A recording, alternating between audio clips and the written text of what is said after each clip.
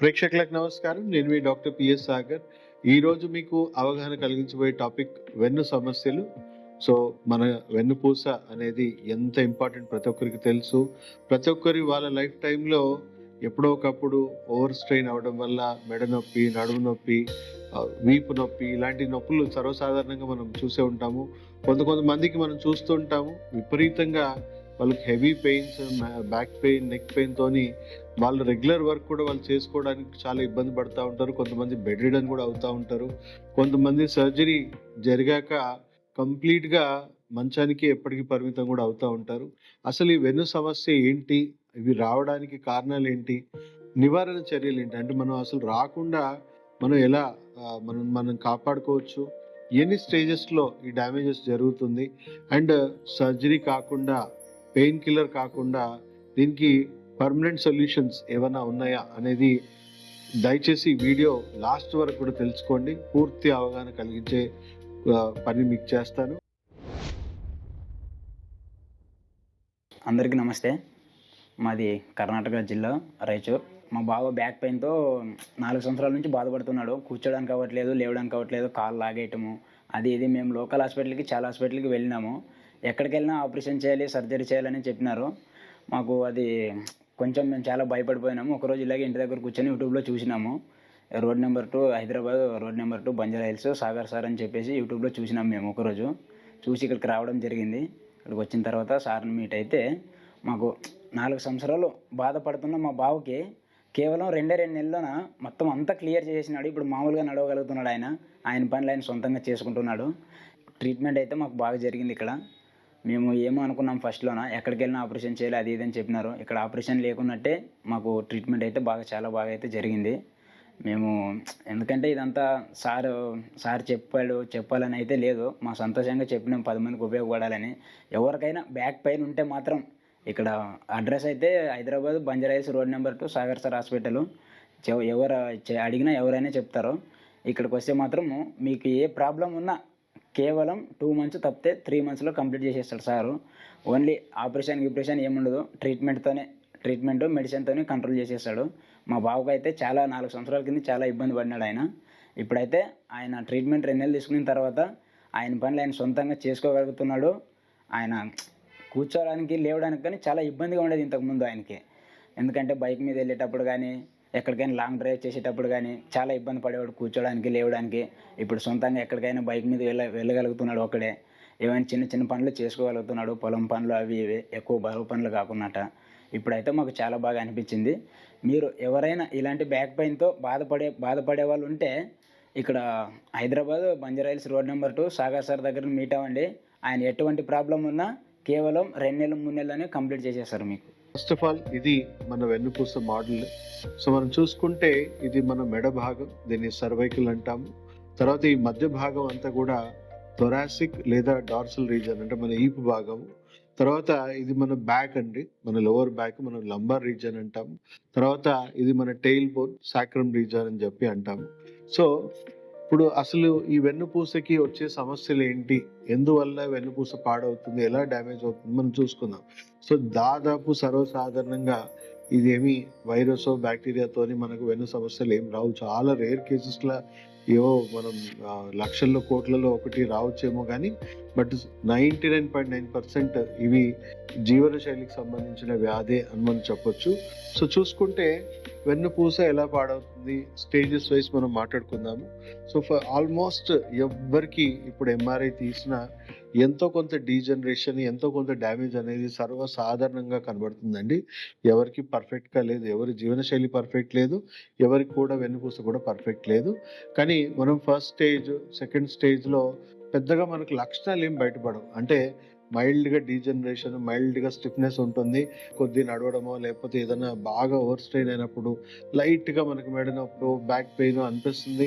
కొంచెం రెస్ట్ తీసుకున్నా కూడా తగ్గిపోతుంది. అంటే అర్థం చేసుకోండి, ఆల్మోస్ట్ మీరు ఫస్ట్ స్టేజ్లోనో సెకండ్ స్టేజ్లోనో మీకు ఎంతో కొంత పెయిన్, ఎంతో కొంత స్టిఫ్నెస్, ఎంతో కొంత డీజనరేషన్ జరిగిందని మనం అనుకోవచ్చు.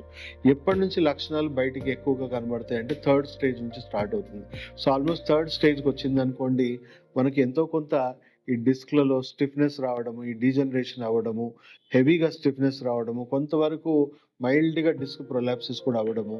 సో కొంచెం ఓవర్ స్ట్రెయిన్ అయినా లేదా మనం రెగ్యులర్ యాక్టివిటీస్ ఏవైతే మనం జాబ్ కానీ డెస్క్టాప్ వర్క్ కానీ ఓవర్గా కొద్దిగా స్ట్రెయిన్ అయినా కూడా పెయిన్ రావడము, కొంచెం ఎక్సర్సైజెస్ చేసినా మనకు ఉపశమనం కలగడము, లేదా ఎక్కువగా రెస్ట్ తీసుకుంటేనే మనకు ఉపశమనం రావడం, ఒక్కోసారి ఉపశమనం కూడా రాకపోయి మనం డాక్టర్ దగ్గరికి వెళ్ళాల్సిన పరిస్థితి వస్తుంది. సో యూజువల్గా మనం ఆ స్టేజ్లోనే, అంటే కొంతమంది హెల్త్ కాన్షియస్ ఉన్న వాళ్ళు డాక్టర్ దగ్గరికి వెళ్తారు, హెల్త్ కాన్షియస్ లేని వాళ్ళైతే డాక్టర్ దగ్గర కూడా వెళ్ళరు, వాళ్ళు ఇంట్లోనే రెస్ట్ తీసుకొని ఒంటిగా తగ్గించుకునే ప్రయత్నమే ఎక్సర్సైజ్ చేసో ఏదో చేసి తగ్గించుకుంటూ ఉంటారు.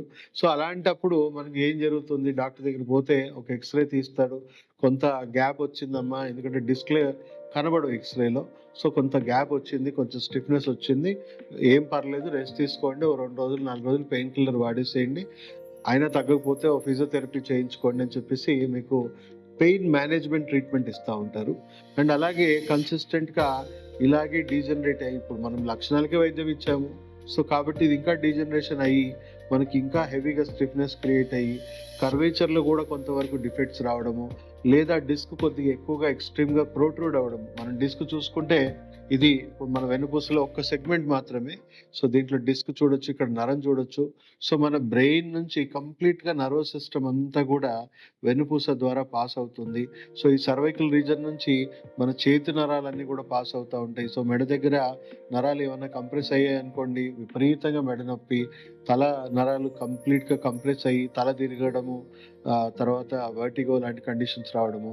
సో మెల్లమెల్లగా చేతి నరాలన్నీ కూడా బాగా ప్రెస్ అయ్యి చేతి తిమ్మిర్లు ఎక్కేయడము, చేతుల్లో మంటలు రావడము, రేడియేటింగ్ పెయిన్స్ భుజాల్లో రావడము అలా జరుగుతూ ఉంటుంది.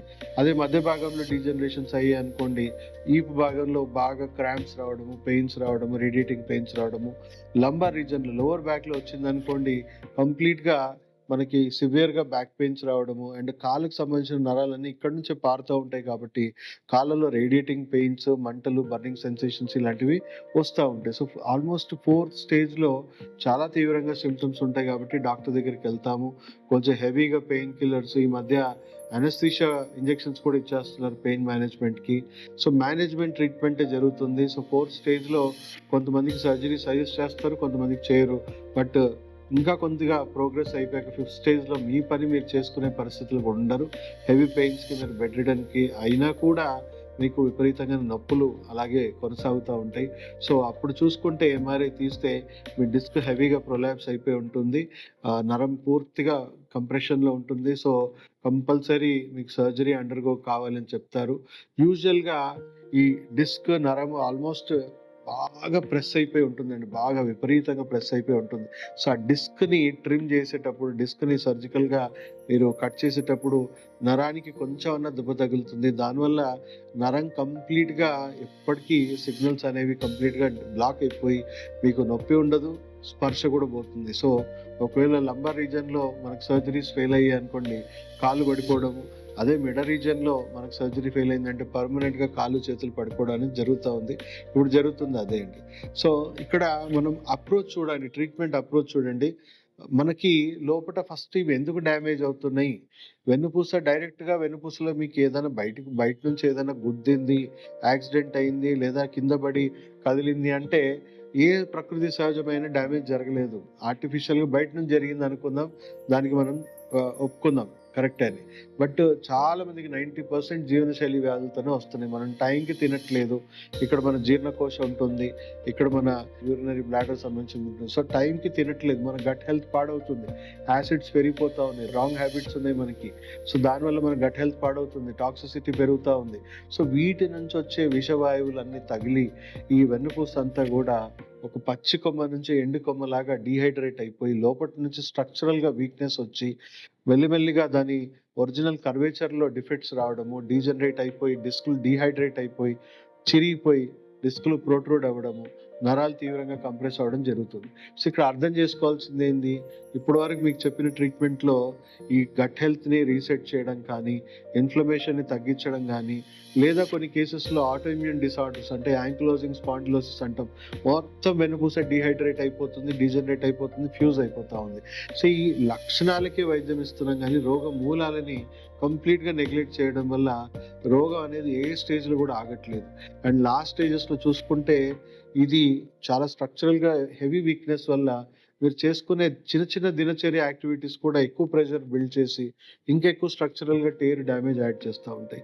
సో అక్యుపంక్చర్ ఫంక్షనల్ మెడిసిన్లో ఎలాంటి వైద్యం అందుబాటులో ఉంది, ఎలా మనం ఫర్దర్ స్టేజెస్ని మనం ప్రివెంట్ చేసుకోవచ్చు, ఎంతవరకు మనం నాన్ సర్జికల్గా కరెక్ట్ చేసుకోవచ్చు, మళ్ళీ రెస్ట్ ఆఫ్ ద లైఫ్ మళ్ళీ నార్మల్ లైఫ్ మనం లీడ్ చేయొచ్చా అనే విషయం మీద మనం తెలుసుకుందాం.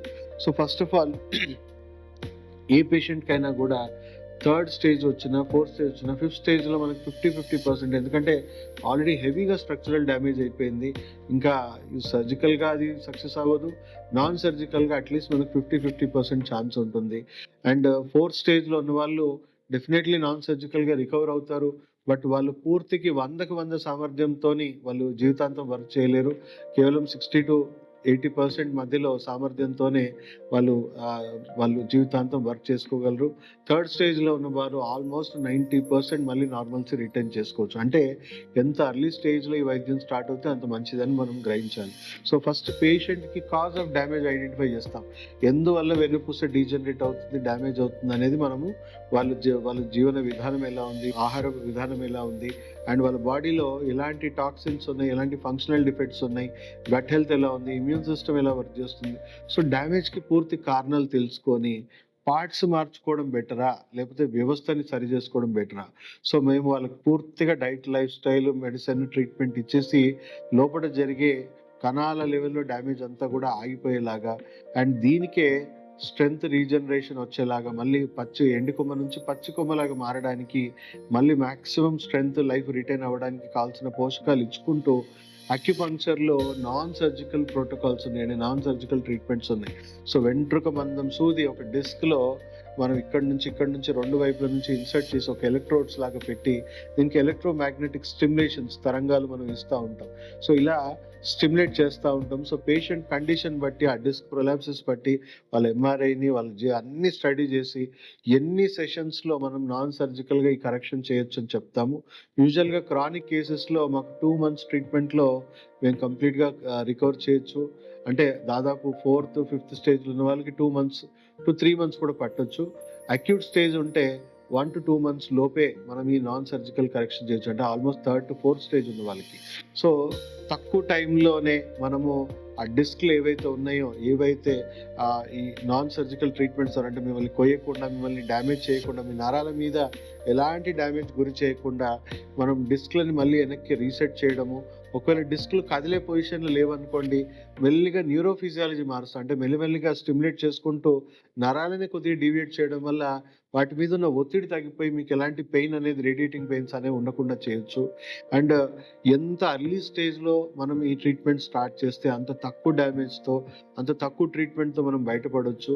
అండ్ ప్రపంచ ఆరోగ్య సంస్థ కూడా, ఈవెన్ సర్జన్స్ కూడా అపీల్ చేసింది, మీకు ఒకవేళ ఏదైనా పెద్ద సమస్య అంటే ఇప్పుడు మీకు ఏదో సర్జరీ జరిగి డ్యామేజ్ అయిపోయి రప్చర్ అయిపోయింది అనుకోండి, తప్పనిసరిగా మీరు సర్జరీ చేయాలి. బట్ ఒకవేళ బాడీలో ఉన్న ఫంక్షనల్ డిఫెక్ట్స్ వల్ల, జీవనశైలి వల్ల మనకి డ్యామేజ్, డీజనరేషన్ జరిగి పేషెంట్ సఫర్ అవుతే పెయిన్ కిల్లర్స్ లాంగ్ టర్మ్ వాడి వాళ్ళ కిడ్నీలు ఫెయిల్ అవ్వకూడదు. సో సర్జరీస్ ఏవైతే ఉన్నాయో చాలా మందికి 10లో 9 మందికి వాళ్ళు కాలు చేతులు పడిపోయే అవకాశాలు ఎక్కువ ఉన్నాయి. సో ప్రపంచ ఆరోగ్య సంస్థ కూడా మన అక్యుపంక్చర్ ట్రీట్మెంట్ ప్రతి హాస్పిటల్లో కూడా ఇంటిగ్రేటెడ్ అప్రోచ్లో దీన్ని ఇంట్రడ్యూస్ చేస్తున్నారు. Shortly AIIMS hospital, already Gangaram hospital, Safdarjung హాస్పిటల్లో ఢిల్లీలో ఎప్పటి నుంచో స్టార్ట్ అయ్యాయి, సెంట్రల్ గవర్నమెంట్ హాస్పిటల్స్లో. ఇప్పుడు ఎయిమ్స్లో కూడా స్టార్ట్ అవబోతున్నాయి. 2028 to 30 లోపు ప్రతి హాస్పిటల్ కూడా ఇది రాబోతుంది. కానీ మనం ముందే అవగాహన తెచ్చుకొని మీరు మమ్మల్ని అప్రోచ్ అవ్వడం వల్ల మీరు అనవసరమైన సర్జరీస్ని కానీ అనవసరమైన మెడికేషన్ని కానీ వాడకుండానే మీరు రికవర్ అవ్వచ్చు. సో చాలా సింపుల్ ప్రొసీజర్స్, కానీ ఎంత లేట్ అవుతా అంత కాంప్లికేట్ అయిపోతూ ఉంటుంది. అంతే లెవెల్లో మీరు కూడా సఫరింగ్ పెరిగిపోతూ ఉంది, ఖర్చు కూడా పెరిగిపోతూ ఉంటుంది. సో దయచేసి ప్రతి ఒక్కరికి వెన్ను సమస్యలకి సంపూర్ణ పరిష్కారం అక్యుపంక్చర్లో, అది కూడా ఫంక్షనల్ మెడిసిన్ కాంబినేషన్లో మీకు అద్భుతమైన ఫలితాలు ఉన్నాయి. ఎంతోమంది ఇప్పుడు మీకు చాలా టెస్టిమోనియల్స్ కూడా మేము ప్లే చేస్తాము. చాలామంది యంగ్స్టర్స్ నుంచి చూసుకుంటే ఓల్డ్ ఏజ్ వాళ్ళు కూడా చాలామంది ఉన్నారు. సర్జరీ కండిషన్స్లో ఉన్న వాళ్ళు మా దగ్గరికి వస్తారు. వాళ్ళు రికవర్ అయ్యాక 15 years 20 years దాటిపోయినా కూడా వాళ్ళకి మళ్ళీ ఇంకో చిన్న కంప్లైంట్ కూడా లేదు. ఎందుకంటే వాళ్ళకి ఏ జీవన శైలి వల్ల వాళ్ళకి వస్తూ ఉందో వాళ్ళకి ఆ జీవన శైలిని సరి చేసుకోమంటాం. కరెక్ట్, మా పని సర్వీసింగ్ వరకే, మెయింటెనెన్స్ ఎలా చేసుకోవాలో కూడా మేము నేర్పిస్తాం. అది పాటించడం వల్ల మళ్ళీ మీరు మెడిసిన్స్ వాడాల్సిన అవసరం ఉండదు. దీని గురించి మళ్ళీ తిరిగి చూసుకోవాల్సిన అవసరం కూడా లేదు. సో ఆల్రెడీ మోర్ దెన్ 95% పేషెంట్స్లో ఎలాంటి రిలాప్స్ లేకుండా సర్జికల్ కండిషన్స్ కూడా రికవర్ అయిపోయి పూర్తి నార్మల్ లైఫ్లో ఉన్నారు. సో దయచేసి వీడియో ప్రతి ఒక్కరికి షేర్ చేయండి, మా వీడియోస్ని లైక్ చేయండి, సబ్స్క్రైబ్ చేయండి. చాలామందికి ఈ అవేర్నెస్ లేక అనవసరంగా పెయిన్ కిల్లర్స్ వాడేసి సర్జరీస్ తీసుకొని జీవితాలే పాడు చేసేసుకుంటున్నారు. సో ఈ వీడియో మీరు వాళ్ళకి చేర్చడం వల్ల వాళ్ళకి లైఫ్ మీద ఒక హోప్ కలిగినట్టు ఉంటుంది. అనవసరమైన వైద్యానికి, అనవసరమైన రిస్క్కి దూరంగా వాళ్ళు ఆరోగ్యంగా ఉండడానికి దోహదపడుతుంది. సో దయచేసి వీడియో ప్రతి ఒక్కరికి షేర్ చేయాల్సిందిగా మీ అందరినీ మళ్ళీ కోరుకుంటూ సెలవు తీసుకుంటూ మీ డాక్టర్ సాగర్.